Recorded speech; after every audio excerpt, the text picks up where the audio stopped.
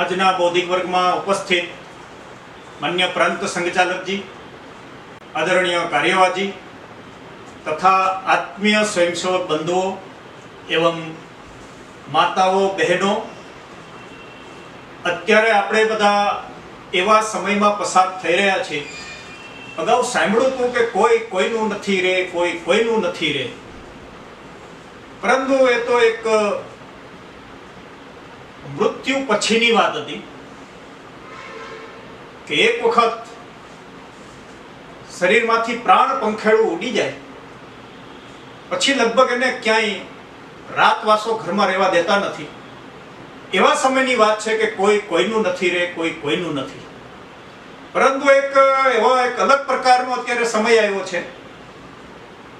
જેવી ખબર પડે કે કોરોના પોઝિટિવ, તો ઘરમાં સાથે જ હોય તરત જ થોડી વાર પછી એવું લાગે કે કોઈ કોઈનું નથી રે, કોઈ કોઈનું નથી રે.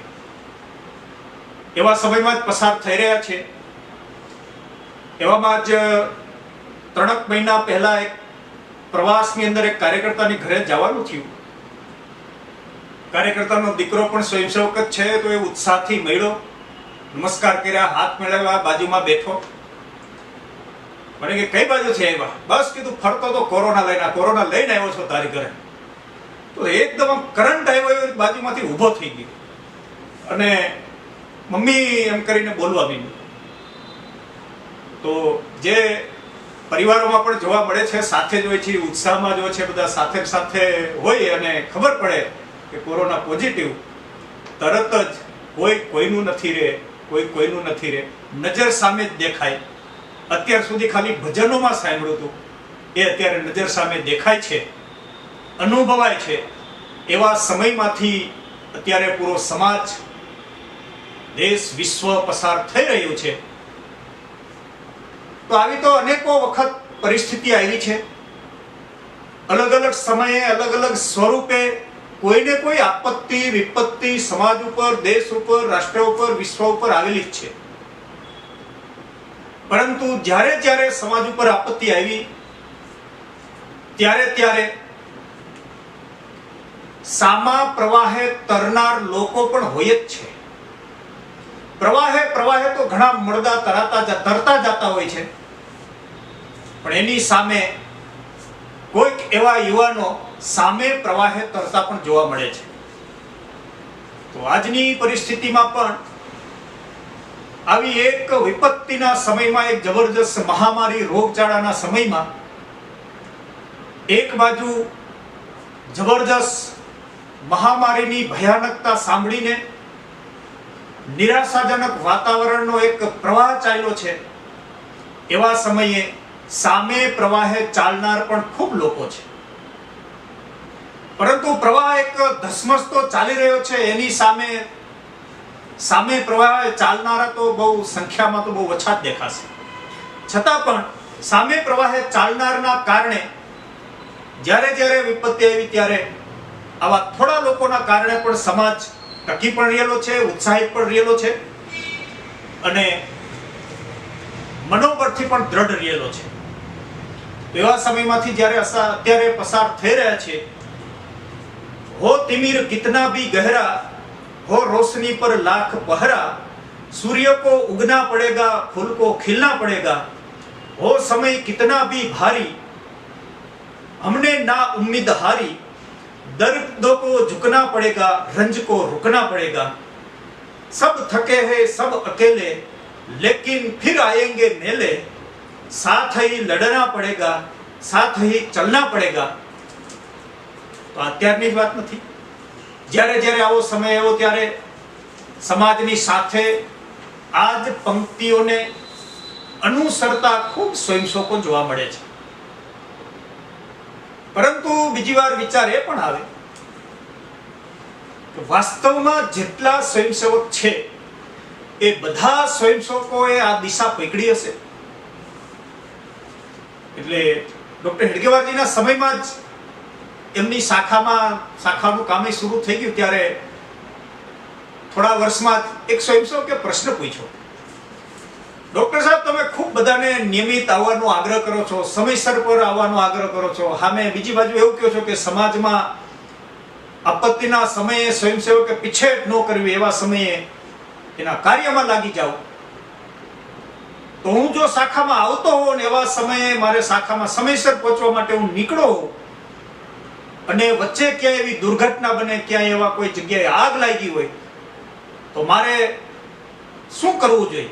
સમયસર શાખામાં પહોંચવું જોઈએ કે પછી એમાં સેવા કાર્યમાં લાગી જવું જોઈએ? તો ડોક્ટર સાહેબે એને ટૂંકો એવો જવાબ આપ્યો કે તારે સીધું શાખામાં જ પહોંચવાનું. આ સાંભળી તો કોઈને પણ એમ લાગે કે હારું આવું કેમ કીધું હશે, પરંતુ એની પાછળનો હેતુ ડોક્ટર સાહેબનો એવો છે કે જેના માટે તમને નિયમિત શાખામાં આવવાનું કહે છે, સમયસરનો બધો આગ્રહ કરી છે, એ સમાજ માટે તો છે જ. તો આ પ્રશ્ન કેમ ઊભો થાય? પ્રશ્ન ઊભો જ નહીં થવો જોઈએ, તરત ત્યાં લાગી જવાનું. હજી તને એ પ્રશ્ન ઊભો થયો એટલા માટે તૈયાર નથી થયો, તો તારે શાખામાં જ આવી જવું. એના કારણે એમને એવો જવાબ આપ્યો હતો એ વખતે. પરંતુ જ્યારે જ્યારે અલગ અલગ પ્રકારની આપત્તિ આવી, એ પછી એ મોરબી હોનારતની વાત પણ સાંભળીએ છીએ, કચ્છ ભૂકંપની પણ વાત સાંભળીએ છીએ, દાદરી ચીખરી પ્લેન ની દુર્ઘટના પણ આપણે સાંભળીએ છીએ, કે પછી ચીનના આક્રમણ પછીની ભારત દેશની ઘોર નિરાશાનો સમય પણ આપણે સાંભળીએ છીએ, કે પછી કારગિલ યુદ્ધના આક્રમણ પછીનું વાતાવરણ. આવા કોઈ પણ સમય હશે, દરેક સમયે સ્વયંસેવકોએ કામ કરેલું છે. કેવી રીતે કામ કરેલું છે? અલગ અલગ સમયની તમે ઘટના વિચાર કરી. કચ્છના ભૂકંપ વખતની તો હમણાં તાજી ઘટના જ ગણાય, બહુ વર્ષો પુરાણી ન ગણાય. એક સ્વયંસેવકને ઘરે પોતાનું ઘર પડી ગયું છે, એમની ઘરે એમની દીકરી દબાઈ ગયેલી છે, એનું અવસાન થઈ ગયેલું છે, અને સ્વયંસેવકને તો એ બહાર બધા સમાચાર મળે છે, પોતે તો સેવા કાર્યમાં લાગેલો હતો. એવું ને એવું મોરબીની અનુભવ સાંભળતા હતા ભાવનગરના આપણા કાર્યકર્તા પાસે. તો એ કાર્યકર્તાની ટુકડીમાં સ્થાનિક માર્ગદર્શન માટે એક સ્વયંસેવક હતા. એમને કહે છે, ભાઈ તારું ઘર તો બતાવો, 3 દીથી અમારી સાથે ફરો છો, તમારી ઘરે પણ નથી લઈ જતા. તો એ સ્વયંસેવક બધાને એમની ઘરે લઈ જાય છે. ઘરે જઈને જોવે છે તો ઘરમાં ક્યાંય પગ મૂકવા જેવું નહોતું. તો કહે છે આપણી ટુકડી કે અમે 3 દી થયા તારી સાથે છે, પેલા કેવું જોઈએ ને કે ભાઈ મારું ઘર આ સાફ કરી નાખી, ઘરે આવવા જવા જેવું તો થઈ જાય. ત્યારે એ સ્વયંસેવક કહે છે, આખું મોરબી સાફ કરવાનું છે, જ્યારે વારો આવશે ત્યારે મારું ઘર સાફ થઈ જ જશે ને. તો આવા અલગ અલગ સમયે એકદમ સમર્પિત ભાવથી સ્વયંસેવકોએ કામ કરેલા છે. બીજા વિશ્વયુદ્ધ પછી તો સેનાના અધિકારીઓ શ્રી ગુરુજીને મળવા માટે આવે છે કે તમે જો એવી તો કઈ બધાને ટ્રેનિંગ આપો છો કે આ સ્વયંસેવકો સીધા સૈનિકોની સાથે, સૈનિકોને પડખે રહીને એને મદદ કરવા પહોંચી ગયા. શસ્ત્રોની મદદ આપણને મળી, અને પાકિસ્તાનની ફાયરિંગ રેન્જમાં જ્યારે પેટીઓ પડે છે, અને એ વખતે સૈનિક ઓછા થાય એવું પોસાય એમ નહોતું, એટલે ચિંતા હતી કે સૈનિકોને કેમ મોકલવા. અને એવા વખતે સ્વયંસેવકોની ટુકડી ત્યાં પહોંચે છે, મદદે આવે છે. 5-7 સ્વયંસેવકોના બલિદાન દેવાઈ જાય છે, અને અંતે એ શસ્ત્રોની પેટી ભારતીય સેનાના હાથમાં સોંપે છે. તો એ વખતે પણ સ્વયંસેવક માથું હાથમાં લઈને નીકળી પડ્યા હતા. 8-10 સ્વયંસેવકની હાકલ એમના નગર કાર્યવાહી કરી હતી. લબર મૂછે એવા 30 યુવાન સ્વયંસેવક પહોંચી ગયા કે અમારો વારો લ્યો, મારો વારો લ્યો. ત્યાં કે જાનમાં જવાનો વારો નહોતો, ત્યાં બલિદાન આપવા જવાનો વારો હતો. અને સ્વયંસેવકની ઘરેથી એમને તિલક કરીને મોકલેલા હતા. તો એવા સામે પરિવારો પણ હતા, અને આજે પણ એવા પરિવારો છે. હમણાં જ આપણને ખબર છે, ગયા લોકડાઉન દરમિયાન મુંબઈની અંદર ધારાવી નામની જબરજસ્ત એક સેવા વસ્તી, કદાચ 20-25 લાખ જનસંખ્યાની સામાન્ય વસ્તી, ત્યાં સ્વયંસેવકો ઘરે ઘરે જઈને એક એકને મળીને એનું ટેસ્ટિંગ કરે છે. તો મુંબઈમાંથી અલગ અલગ નગરોનો, અલગ અલગ ટુકડીનો વારો આવે છે, ત્યારે એક નગર કાર્યવાહ એમની ટીમનો વારો હશે એટલે બહુ બધા લોકોને ફોન કરે છે, ક્યાંથી હા પડે છે, ના પડે છે, થોડી ચિંતા રહે છે. એવા સમયે એમની પત્ની કહે છે, કેમ આજે એટલા બધા ફોન પણ કરો છો અને ચિંતામાં પણ છો? ત્યારે એમના પત્નીને એ કહે છે કે આજે આપણી ટીમનો વારો છે, ઘણા સ્વયંસેવકોને અનુકૂળતા નથી અને આપણી ટીમ પૂરી નથી થતી. ત્યારે એમની પત્ની કહે છે કે હું સાથે આવું. આ સંવાદ એમની યુવાન દીકરી સાંભળે છે. દીકરી કહે છે, અરે આવી સ્થિતિ છે, હું સાથે આવું. કોણે કીધું માત્ર સ્વયંસેવકો જ કામ કરી શકશે? અમે સ્વયંસેવકના પરિવારના કેમ ન કરી શકી? એ વખતે જે કાંઈ વ્યવસ્થા ગોઠવી હતી, 3 દિવસ ક્વોરન્ટાઇન રહેવાનું અને 3 દિવસ કામ કરવાનું, તો એવા સમયે બહેનોની વ્યવસ્થા પણ વિચારી નહોતી. પણ આ નગર કાર્યવાહના પત્ની એમના દીકરી સેવા માટે હાજર થઈ જાય છે. બાકીના સ્વયંસેવકોની ટુકડીને જેમ જેમ ખબર પડે છે એમ એમ બહેનોમાં પણ વાતાવરણ બનતું જાય છે અને આ કામ કરવા જ્યારે નીકળી પડે છે તો એક નવી વ્યવસ્થા પણ ઊભી કરે છે. તો આવો અલગ અલગ પરિસ્થિતિ, અલગ અલગ સમયને અલગ અલગ પ્રકારના કામ માટે જે પ્રકારની જરૂર પડી એવા ટાઈમે સ્વયંસેવકોએ, એમના પરિવારોએ, બહેનોએ પણ કામ કરેલા છે.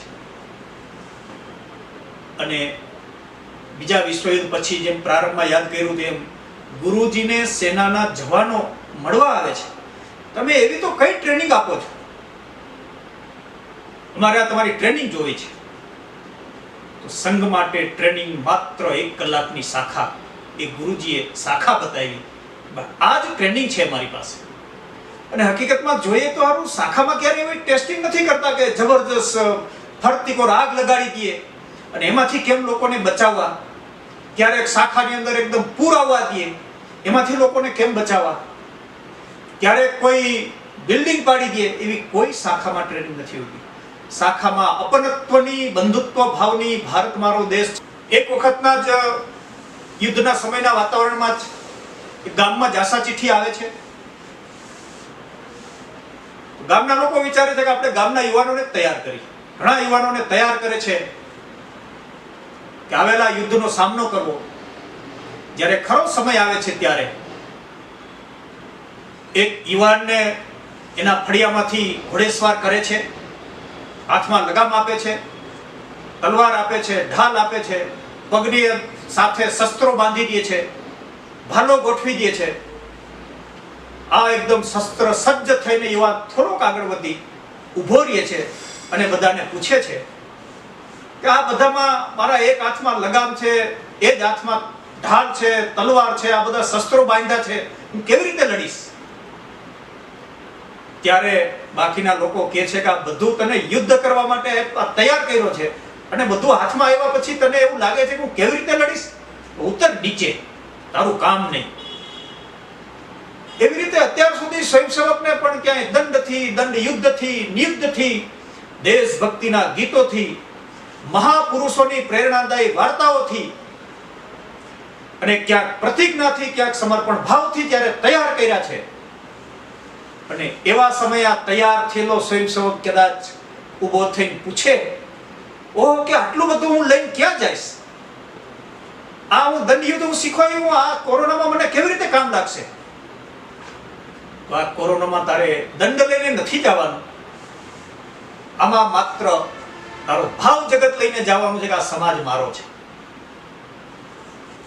તો આજે અત્યાર સુધી સ્વયંસેવકને સજ્જ કર્યો છે, તૈયાર કર્યો છે. તો આ તૈયાર થયેલા સ્વયંસેવકોનું કામ વર્તમાન સમયની અંદર જે પ્રકારે પરિસ્થિતિ આવી છે એ પરિસ્થિતિમાં સમાજના ઘણા બંધુઓ કામે લાગેલા છે. અને નહીતર સરકારી કર્મચારી તો જબરજસ્ત ફરજ બજાવી જ રહ્યા છે. આવા સમયે કોરોનાના સીધા દર્દીની સાથે હોસ્પિટલોમાં અલગ અલગ પ્રકારના જે લોકો સેવારત છે એને આપણે નજર સામે જ જોઈએ છીએ. પરંતુ સાથે બીજો એક અનુભવ એ પણ છે, ઠેર ઠેર કયા સ્થાન આપણે એને યાદ નહીં કરી, ખાલી સૌરાષ્ટ્રમાં યાદ કરી તો કચ્છથી લઈ, રાજકોટથી લઈ, આમ નાના આવા વાંકાનેર જેવા સેન્ટરને યાદ કરી, કે જિલ્લા કેન્દ્ર જેવા મોરબીને યાદ કરી, કે સોમનાથના કોઈ ગામડાને યાદ કરી, કે પડદરીના સડકદરને યાદ કરી.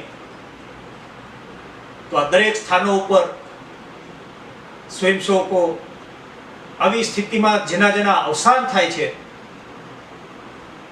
તો એ અવસાન થાય છે તો એની અગ્નિ સંસ્કાર કોણ કરશે? એવા સમયે બધી જગ્યાએ સ્વયંસેવકો અગ્નિ સંસ્કારના કામે લાગેલા છે. વિશેષમાં સુખપર બાજુ તો સમિતિની બહેનો પણ આવા કામમાં લાગેલી છે. તો આ સમયે સમિતિની બહેનો પણ વિરાંગના થઈને ઝાંસીની રાણી લક્ષ્મીબાઈના સ્વરૂપને યાદ કરીને એ પણ મેદાને આવી ગયેલી છે.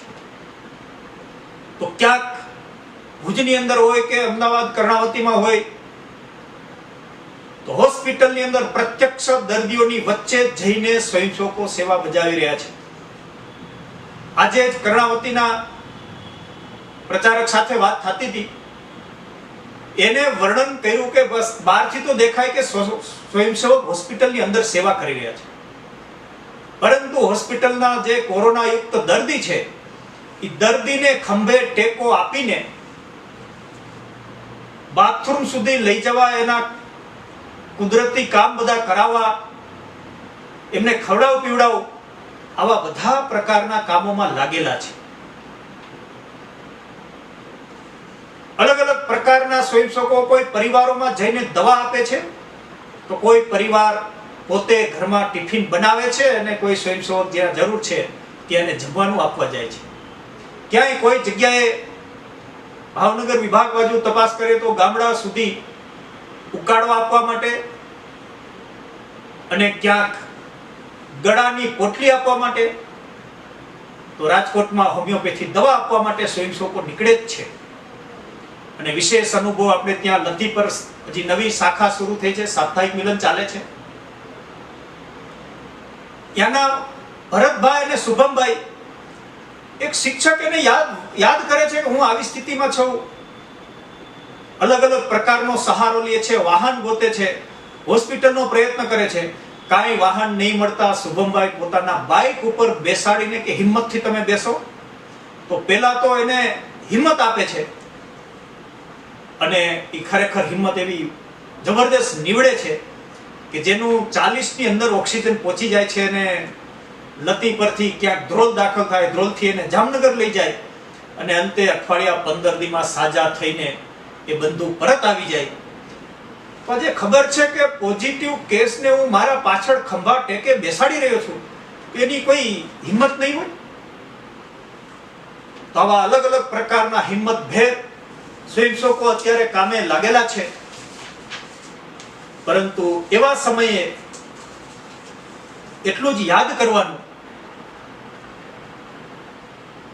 કે બધા સ્વયંસેવકો કામે લાગેલા હશે. ક્યાંક યાદ કરવું જોઈએ, નાગપુરના નારાયણજી દાદા હોસ્પિટલમાં દાખલ થવા લાઈનમાં ઊભા છે,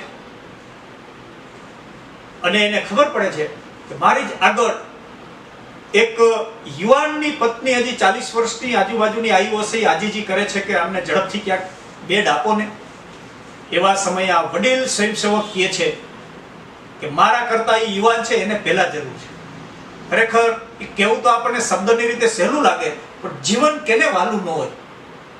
અને દાદા પોતાને જે મળનારું બેડ હતું ત્યાં બીજાને સોંપી દે છે, પોતાનું જે થશે એ જોયું જશે, અને અંતે એ દાદાનું 3 દિવસમાં અવસાન થાય છે. અત્યારે આ પરિસ્થિતિમાં આ દાદા તો કદાચ, નારાયણજી તો બીજાને ઉપયોગ થઈને અવસાન થયું, પણ આ કોરોનાનું વાતાવરણ જેવું છે, રોગચાળો જેવો છે, તો ઘણા પરિવારોમાં યુવાનો, આધેડ વય, ઘરના મોભી, ઘરની છત્રછાયા ઘણાએ ગુમાવી છે. એનું પણ સમાજમાં, સ્વયંસેવકો પરિવારોમાં પણ આવું થયેલું છે, એનું પણ બધાને દુઃખ હશે જ. તો એમાં સમયે આવા આત્માઓને ઈશ્વર શાંતિ આપે એવી આપણે બધા પ્રાર્થના કરીએ, અને આવા પરિવારોને હિંમત આપે કે આગળનું જીવન અને સમાજ કાર્ય માટે પોતે તૈયાર રહીએ. જેમ અગાઉ ક્યાંય કે આપણે સાંભળેલી વાત છે, ફક્ત સ્મરણ જ કરાવું છું. નાવિકની અંદર અમુક પંડિતો કર્મકાંડ કરનાર નાવની અંદર બેસે છે, નાવિકારે વાર્તાલાપ કરે છે, રસ્તો કાપવાનો છે તો શું કરે, બધું વાર્તાલાપ કરતા જાય છે. પહેલા તારા પિતાજી શું કરતા તો એ કહે છે, તારા દાદા શું કરતા તો કહે છે બસ બધા આ જ કરતા. કેવી રીતે અવસાન થઈ ગયું? બસ આ નાવમાં કાયમી આવી રીતે તમારા જેવા યાત્રાળુઓને લઈને ફરતા હોય છે. ક્યારેક ક્યારેક એવું બને કે તોફાન વાવાઝોડું થાય, મારા દાદા પણ એવી રીતે જ ગયા, મારા પિતાજી પણ એવી રીતે જ ગયા. ત્યારે આ કર્મકાંડી પંડિતો કહે છે કે તો તને બીક લાગતી નથી, તું પણ કેમ આ જ રસ્તે ચાલેસ? થોડી વાર પછી આ કહે છે તમે શું કરો છો? તો કહે છે અમે કર્મકાંડ કરી. તમારા પિતાજી શું કરતા? એ પણ આ જ કરતા. તમારા દાદા શું કરતા? એ પણ આ જ કરતા. અને આ કર્મકાંડ કરતા કરતા જ જો એનું અવસાન થઈ ગયું હોય તો તમે પણ કેમ કરો છો? તમને બીક નથી લાગતી? તો દરેકે પોતાનું કર્મ કરવાનું જ હોય છે. એવી રીતે આજે પણ ઘણા લોકો યાદ કર્યું, આપણે સ્મરણ કર્યું, કોઈના દુઃખદ અવસાન થયા છે. પરંતુ કાલે જ હું પુસ્તક વાંચતો હતો, એમાં ડોક્ટર સાહેબની થોડી વાત આવી.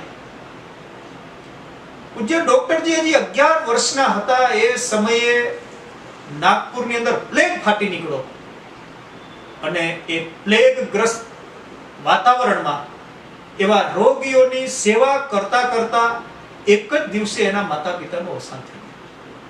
ડોક્ટરજીની માત્ર ઉંમર 11 વર્ષની જ હતી. એ સમયે પણ આવો ભયાનક રોગ હતો, પણ એમના માતા પિતા સેવા કરતા કરતા ગયા. આજે તો ઘણા અવસાનોના સમાચાર છે જ આપણા પરિવારોમાંથી, અલગ અલગ સ્થાનોમાંથી. પરંતુ આ નાવિક અને પંડિત જેવી વાત છે, છતાં પણ સેવા કરતા કરતા કામે લાગી ગયા હોય ને કાંઈ થઈ ગયું હોય એવો હજી બહુ અનુભવ સાંભળવા મળ્યો નથી. તો સ્વયંસેવકે ક્યારે હિંમત હાર્યા વગર, પરિવારે હિંમત હાર્યા વગર સમાજમાં હંમેશા અગ્રેસર રહેવાનું હોય છે. તો આવા વાતાવરણમાં આગામી દિવસોમાં જે કોઈ યોજના બને, જેમાં આપણે બધા પણ જૂના જમાનામાં અમે ગામડે હતા ત્યારે તો ઘણી વખત એવું કરતા, પૂરી લાઇટો હજી તો નહોતી, એવા ટાઈમે બધા રાત્રે રમતા હોય, અંધારામાં ક્યાંય જાય અને ટોળું ભેગું થયું હોય અને ગામડો અહીંયા ભૂતનો વડલો હોય ને આંબલી હોય ને આવા બધા સાંભળવા મળે જ આવી બધી ઘટનાઓ. તો મને પણ યાદ છે, અમે બધા છોકરાઓ ભેગા થયા હોય તો બધાની હિંમત માપીએ. દૂર જો સામે ભૂતની આંબલી છે જેવું કહેવાતું જ, એક જવાનું, દોડતું જવાનું, એને આંબલીને ટચ કરીને આવવાનું, આવી બધી રાત્રે સ્પર્ધાઓ કરતા. ટોળું ભેગું થયું હોય, હિંમત પણ બતાવવી પડે. એટલે વિચારો જેટલા પ્રકારની પ્રાર્થના, હનુમાન ચાલીસા કરતો જાતો હોય, ન જાતો હોય, દોડતો જાય ને આંબલીને અડીને આવી જાય. મને એમ લાગે છે કે આવા સમયે ભલે ગમે એવી ભૂત આંબલી જેવી અત્યારે વાતાવરણ બનેલું છે, જેટલા સ્વયંસેવક છે એ બધા જ સ્વયંસેવક એક વખત બીતા પણ દોડતા જાય ને એકાદા સેવા કાર્યને ટચ કરીને આવી જાય તો પણ એક જબરજસ્ત બહુ મોટું કામ થશે. અને અત્યારે બસ આના પછી કાલથી જિલ્લા બેઠકો થશે, તાલુકા બેઠકો થશે, શાખાની બેઠકો પણ થશે. સેવા કાર્યમાં બેઠકોની જરૂર નથી, એ તો કાર્યમાં લાગી જ ગયેલા છે, લાગી જ જવાનું હોય. છતાં પણ હજી જો અધૂરા રહેલા કામો, ક્યાંય હોસ્પિટલમાં મદદ કરવાની હોય, ક્યાંય કોરોના સેન્ટરમાં મદદ કરવાની હોય, ક્યાંય બ્લડ ડોનેશન કરવાનું હોય, કોઈ પ્લાઝમા ડોનેશન કરવાનું હોય, કે પરિવારોમાં ટિફિન પહોંચાડવાના હોય, કે દવા પહોંચાડવાની હોય, કે અન્ય જરૂરી જે પણ જરૂર પડે એ સેવા કાર્યો કરવાના હોય. તો હવે પછી બાકીના દિવસોમાં દરેક સ્વયંસેવક એનાથી જે થઈ શકે એ સેવા કાર્યની અંદર લાગી જાય. નગર તાલુકાના જવાબદાર લોકો પણ છે તો એ બધાને સંપર્ક કરીને પોતે સામે ચાલીને બતાવે. બતાવવામાં બે ભાગ છે, એટલે બંને હું યાદ કરાવી દઉં. એવું નથી બતાવવાનું કે આવા પ્રકારનું કામ કરવાની જરૂર છે, શું શું જરૂર છે, સરકારે શું કરવાનું છે, ડોક્ટરોએ શું કરવાનું છે, હોસ્પિટલોએ શું કરવાનું છે, એ તો બધી જ ખબર છે, બધાને ખબર છે. પરંતુ આવા સમયે કા પોતે એવું સામે ચાલીને કહેવાનું કે હું આ કામ કરવા તૈયાર છું, કાં પછી બીજો શબ્દ પણ કહી શકાય કે તમે જે કહેશો એ હું કરવા તૈયાર છું. તો આવા પ્રકારની તૈયારી બતાવીને વર્તમાન સમયની અંદર ખૂબ સ્વયંસેવકો કામે લાગેલા છે, પરંતુ એક અનુભવ આવે છે જેટલા સ્વયંસેવક છે એના પ્રમાણમાં બહુ ઓછા સ્વયંસેવકો કદાચ કામે લાગેલા હશે. તો આવા સમયે દરેક સ્વયંસેવક આપણા પૂર્વજોએ જે પરિસ્થિતિમાં જેવા પ્રકારના કામો કર્યા છે એનું સ્મરણ કર્યું જ છે, અત્યારે એ સ્મરણ કરીને વર્તમાન સમયના વાતાવરણમાં જે જરૂરી છે એ જરૂરી કામ કરવા માટે તત્પરતા બતાવીને પોતાના સ્વયંસેવકત્વને, સ્વયંસેવક જીવનને, સ્વયંસેવક પરિવારને એક સાર્થક દિશામાં આગળ વધીશું તો વર્તમાન પરિસ્થિતિમાંથી પણ સમાજને બહાર કાઢી શકીશું અને વિશ્વની અંદર ભારત માતાનો જય જયકાર કરવાનો જે આપણે સંકલ્પ કરી રહ્યા છીએ એ સંકલ્પ પણ આપણે કરી શકીશું અને વિશ્વને કહી શકીશું કે ભારત માતા કી જય, ભારત માતા કી જય, ભારત માતા કી જય. ધન્યવાદ.